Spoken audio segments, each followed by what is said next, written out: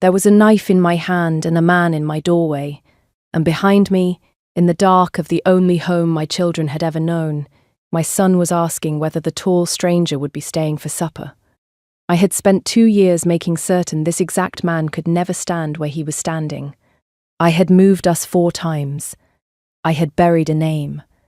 I had let an entire kingdom go on believing the comfortable lie that I was dead, because dead women are not hunted, and a dead woman's children are left to grow up in peace. And he had found us anyway. He filled the whole doorway with the firelight at his back, and he did not look at the knife at all. He looked at me the way a man looks at a grave that has just spoken his name. He said the name I had buried. And I understood, 2 years too late, that the worst thing I had ever believed about him might not be true, and that I had built my children's entire lives on top of it. It started 2 years and 1 winter before that, on the night they told the king I was dead, and told me that he was the one who wanted me gone. My name is Elowen, and I was 23 that winter, a woman grown by any Pax law, an Omega of the Iron Territories, which in plain speech means I was born to the bottom of the world and raised never to forget it. Omegas do not become Lunars. Omegas do not carry an Alpha King's heirs. Omegas, when they inconvenience the people who matter, do not generally go on living. I was carrying twins when they put me out the eastern gate in the snow. I will tell the rest of that night in its place. What you need to know first is the part that came after, the part nobody in that fortress ever imagined, because it did not occur to a single one of them that the Omega in the snow would simply refuse to die. I did not die. I walked. I walked 4 days through the deep wood with a dead name and a living weight under my ribs, until I came to a fall of rock and a hollow under it where the wind could not reach, and there, alone, with no fire I dared keep lit and no hands but my own, I brought 2 pups into the world on the coldest night of the year and dared the cold to take them from me. It did not. They were too stubborn. They came by it honestly. I named them myself, with no one to argue. The girl I called Ada, because she came first and she came furious, fists already swinging at a world that had not yet done anything to her but would. The boy I called Bram, because he came second and quiet and watchful and watched me, even then, like he had already worked out that I was all he had and meant to keep an eye on his investment. For 2 years, I was their whole world and they were mine, and I want to be honest with you about those 2 years, because the story everyone tells about them later is a sad one, and they are wrong. They were the best 2 years of my life.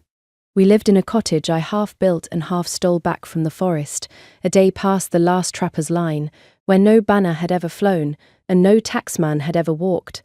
I learned which routes fed us and which killed us, mostly without dying of the difference. I set snares. I traded cured hides at a crossroads market 4 villages over, under a 4th name, with my hood up, for salt and thread, and the boots the twins grew out of faster than I could earn them. I cut my own hands to ribbons the first winter, and grew new skin over them, harder, that first winter's price.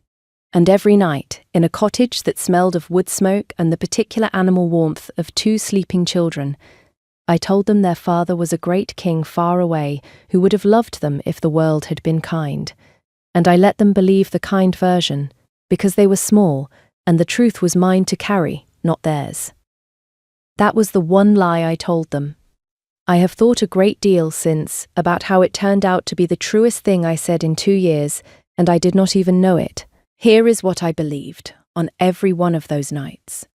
I believed that King Halvar of the Iron Territories, the wolf who had looked at a still-room Omega across a crowded hall one autumn, and against all law and all sense, come back the next night, and the next, until the most powerful man in 3 territories was meeting a nobody in the dark of a winter garden and talking to her like she was the only real thing in his stone kingdom.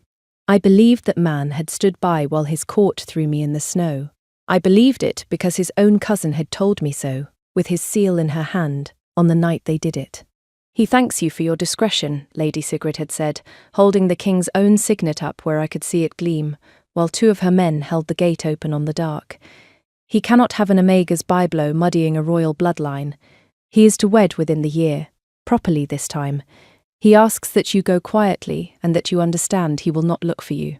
She had smiled then, and I have spent 2 years learning to hate that smile in the abstract before I understood what it was actually hiding. "Do not make him hunt you, girl. You would not enjoy being found." So I went, and I made certain, with everything I had, that I would never be found. Not for my sake, for theirs. Because a king who would discard a mate would discard the proof of her, and I was not going to spend my children's lives waiting for the gate to open again on the dark. That was the foundation I built everything on. 2 years, 4 homes, a buried name, a whole life poured into 2 small stubborn people who deserved it. And the foundation was a lie. The man had never said one word of it. But I am getting ahead of myself, and the day it cracked started, like all the worst days, with something small. It started with a trapper. He came to our crossroads market in the 3rd autumn, a grey-water man working a new line, and he watched Bram fight Ada over a wooden toy a beat too long, with a frown I did not like, and then he was gone before I could decide whether to run. I told myself it was nothing. I had told myself a great many things were nothing over 2 years, and been right almost every time. I was wrong about this one. Because the toy the children were fighting over was a small wolf, carved from apple wood, worn smooth and dark by 2 years of small hands. And it was carved in a style any man of the Iron Court would know on sight, because the king himself had made it, the winter we met, in the dark of that garden, turning it over and over in his big, careful hands and pretending he was not making it for anyone. I had taken it the night they put me out. The one thing I stole. I had told myself it was for the children, to have a piece of him. I had not let myself ask why I wanted a piece of a man I was teaching myself to hate.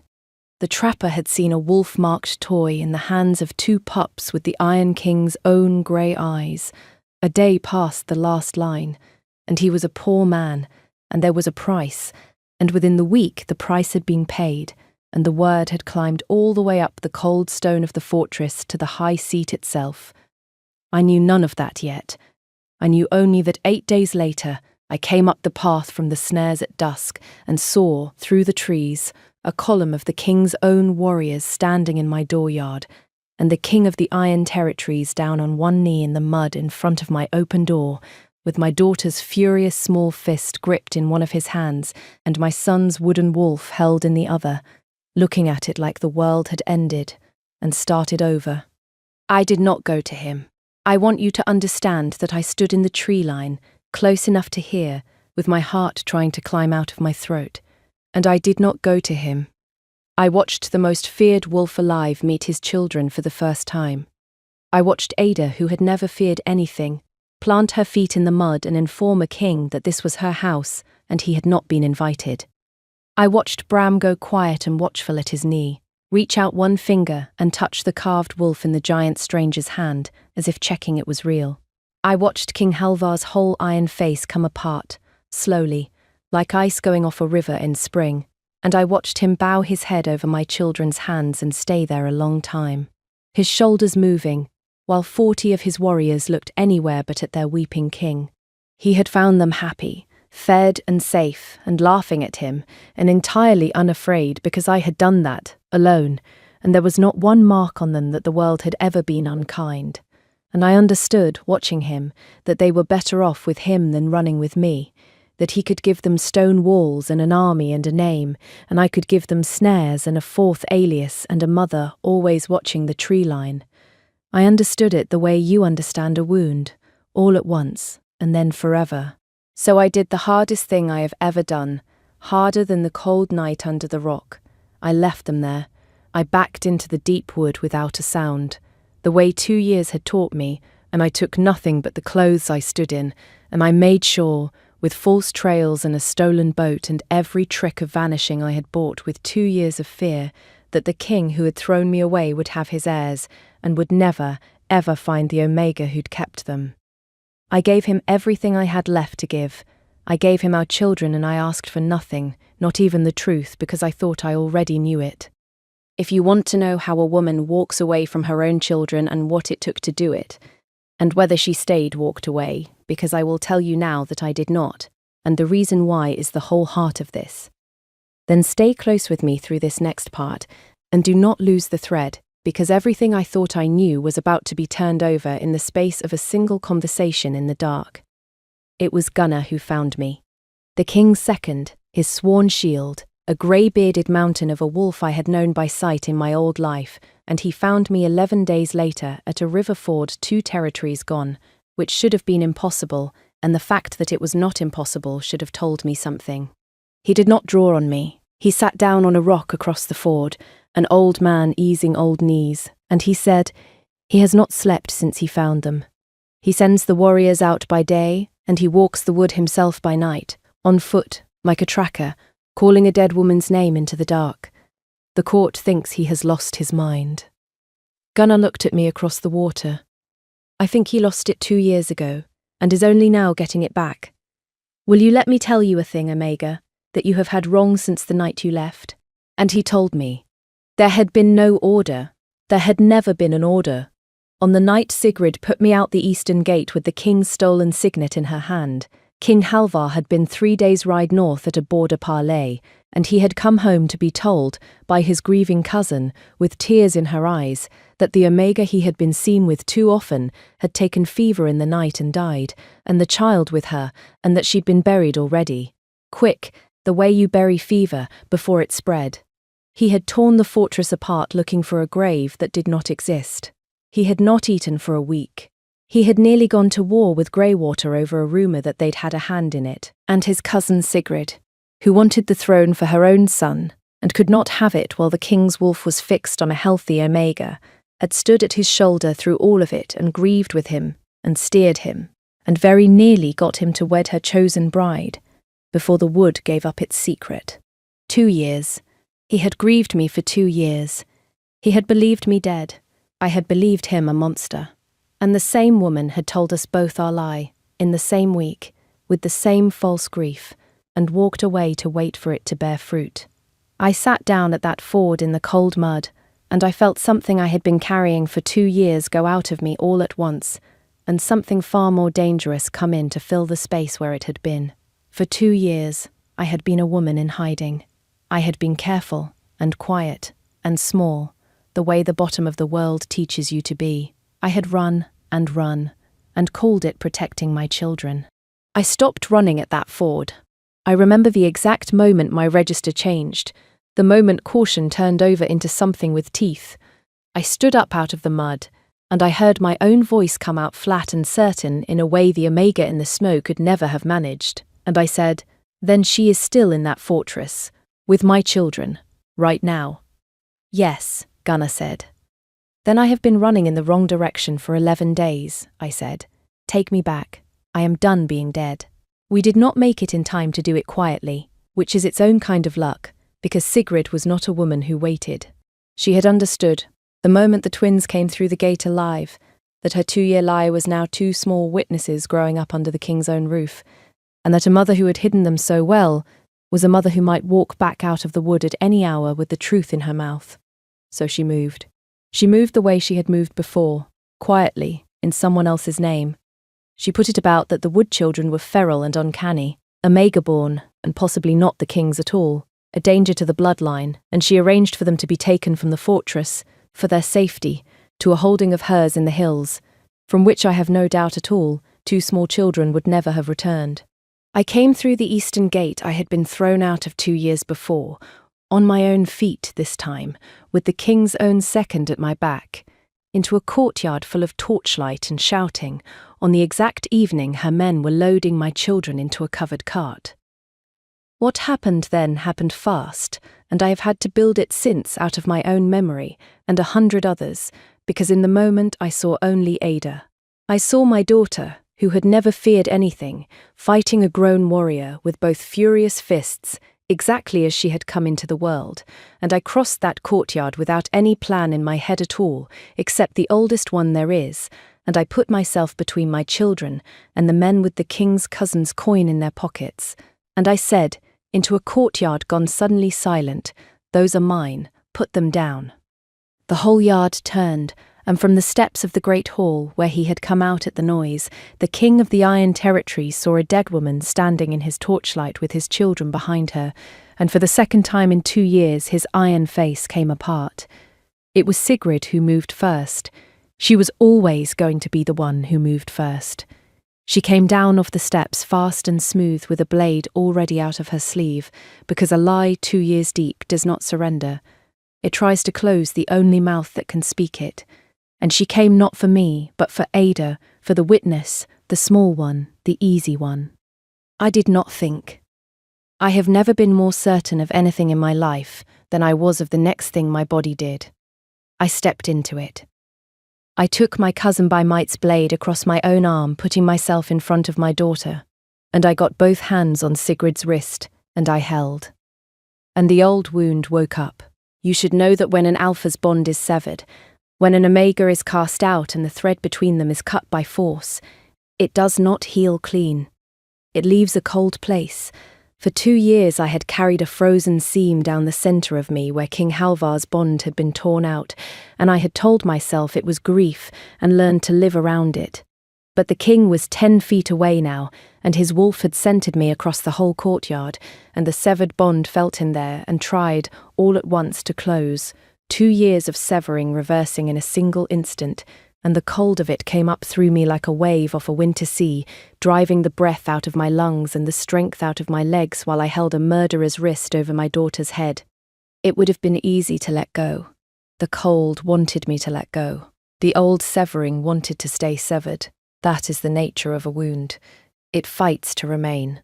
I felt my own blood run hot down my arm, and my own fingers go white on Sigrid's wrist, and the whole frozen weight of 2 years trying to crush the air out of me, and I chose, with everything I had, to hold on through it.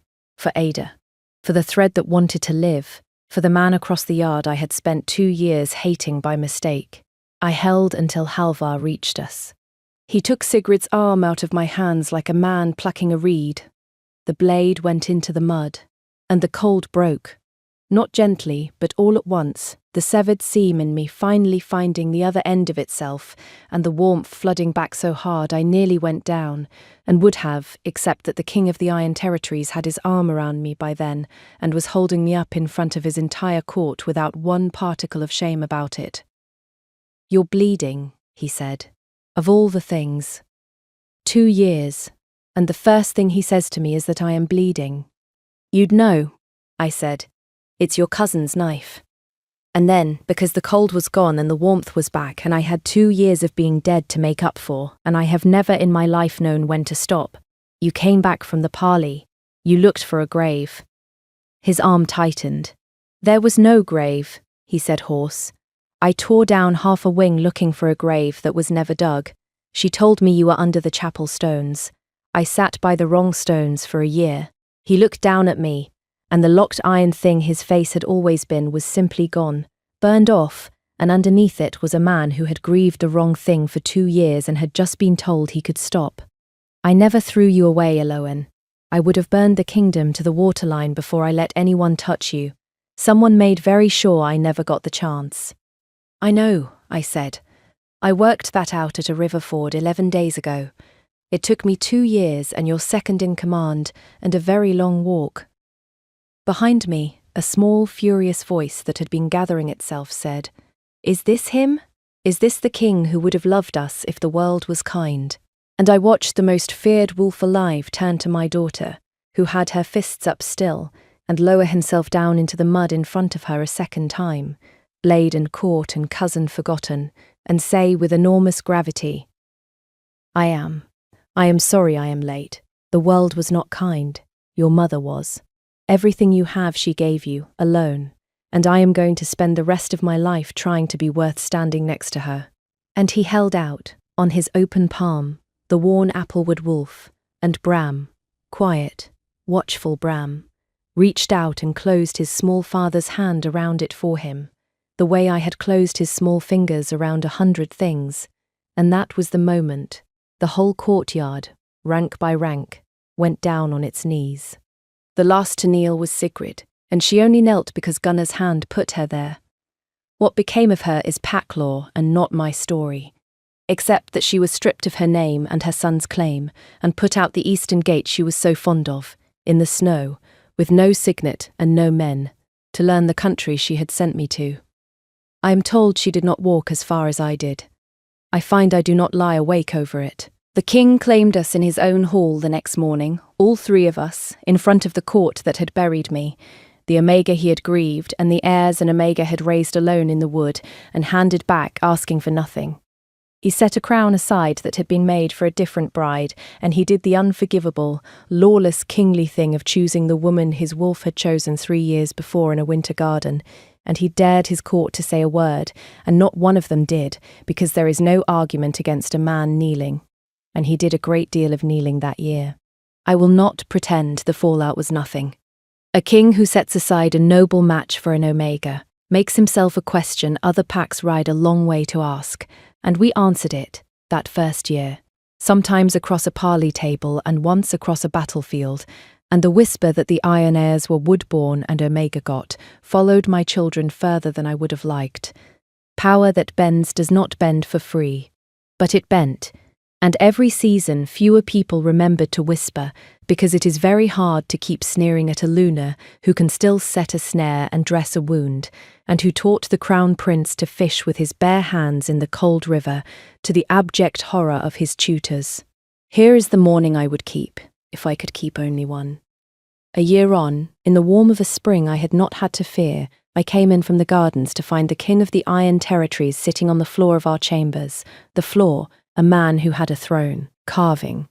Ada was supervising, because Ada supervises.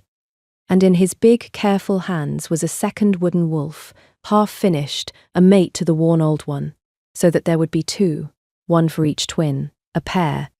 He did not look up. I have had 2 years of grief to make up for, he said, and approximately no idea how to do it, so I am starting with the thing I know how to do with my hands. He turned the carving over.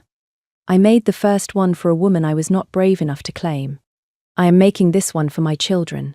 It is the same skill. It turns out I have been bad at the same thing my whole life. You're not as cold as you think you are, I said. I had thought it in a winter garden 3 years before, and never once said it aloud. No, he agreed, and the dry thing his mouth does now, that the court never sees and I always do, came out at last. My wolf knew that before I did. My daughter is teaching me at speed. Sit down, you're blocking the light. Ada says the ears are wrong. A letter came that same spring, the only one I have ever kept besides the carving. It came from the Crossroads market under the fourth name I no longer needed, from the trader woman who'd bought my hides for 2 years and never asked my real one. A few clumsy lines hoping the woman with the 2 stubborn children had found somewhere warm at last. I keep it on the shelf beside the wolves. It is the only record left of the life I built in the cold, the one everyone calls so sad. And I take it down sometimes to remind myself that it was not sad. It was the proof.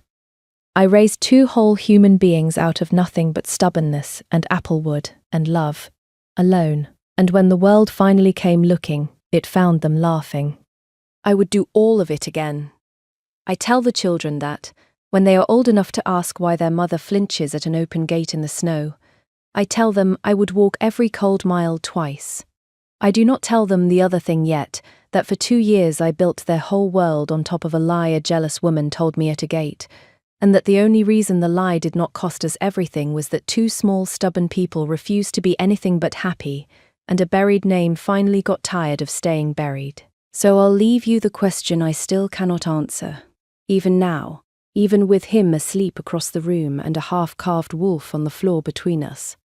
If I had not run, if I had gone to him the day he knelt in my dooryard instead of vanishing into the trees, would the truth have come out cleaner and sooner and without a blade across my arm? Or would Sigrid have simply found a quieter knife, on a darker night, with no court to witness it? I have told myself both stories. I cannot make either one lie down. Tell me which you believe. Tell me whether you would have stepped out of the tree line that day, or done exactly what I did, because every mother I have ever told this to swears she would have run to him, and I have never yet met one I believed. And if you want to know what the eastern dark sent to our gate the winter after, because a cousin put out in the snow with a grudge does not always die in it, and some debts come back wearing a familiar face, then comment the wolf, and stay close, and I will tell you who came knocking, and what my daughter did about it, which is a story that frightens even me. They told the king I was dead, and they told me he had wanted me gone, and for 2 years we both believed the only person who profited. We do not anymore. That, in the end, was the one thing she could not arrange.